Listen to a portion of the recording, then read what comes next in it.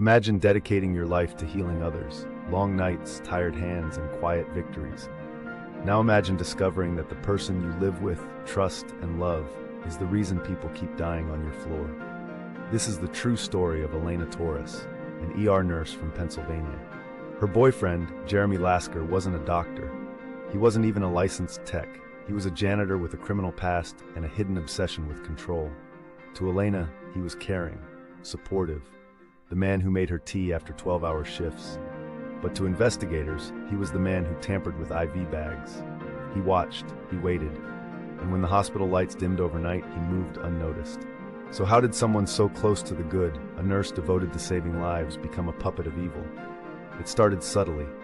Missing meds, patients crashing unexpectedly. Alaina began to question herself.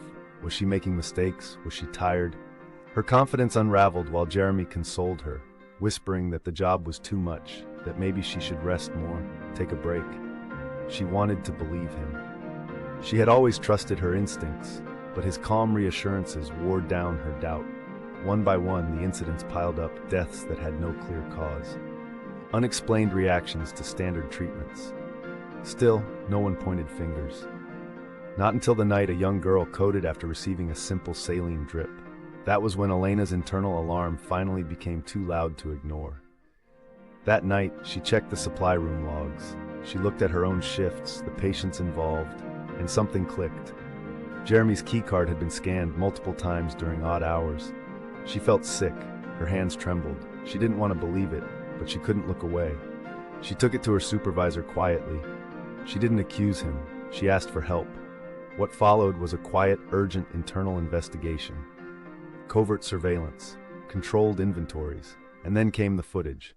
Jeremy, in stolen scrubs, pulling vials from locked cabinets, injecting clear liquid into bags, smiling to himself. When police finally arrested him in the early morning hours, Alaina was the one who opened the door. She cried through the statement. She cooperated with every question, but her world never felt clean again.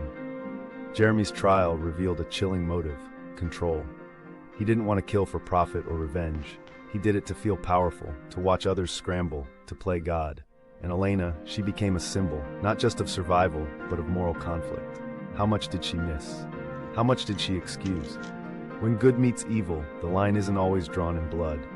Sometimes it's drawn in trust, in comfort, in years spent believing someone could never be capable of something like that. This episode is about a collision, not just between right and wrong, but between duty and blindness. Alaina returned to nursing eventually. Different hospital, different state. But she doesn't talk about Jeremy publicly anymore. She declined all interviews after the trial. But one note she left with a journalist said this: "I thought I knew what evil looked like. I didn't think it would ever wash my coffee mug or pick up my prescriptions." That quote stayed with us. Because the monsters we fear don't always wear masks. Sometimes they wear name badges. Sometimes they sleep beside us. This series, When Good Meets Evil, will examine real cases where morality, loyalty, and darkness cross paths, where the people we call heroes must confront betrayals close to home. In upcoming episodes, we'll explore stories like a pastor who uncovered a killer in his congregation, a therapist who realized one of her patients had committed a murder she hadn't reported, a school teacher who protected a student only to discover what that student had done.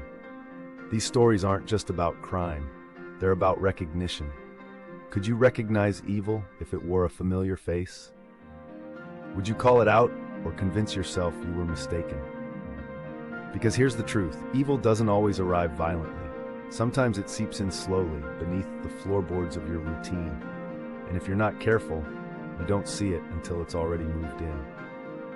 Thank you for watching Curell Case Files. If this story made you pause, reflect, or question your own assumptions, let us know in the comments. Was Alaina just a bystander, or was she in some way complicit by silence? Subscribe, share, and stay tuned for the next episode in When Good Meets Evil. Because sometimes, the most dangerous person in the room is the one standing just behind the hero. And sometimes, they are the hero.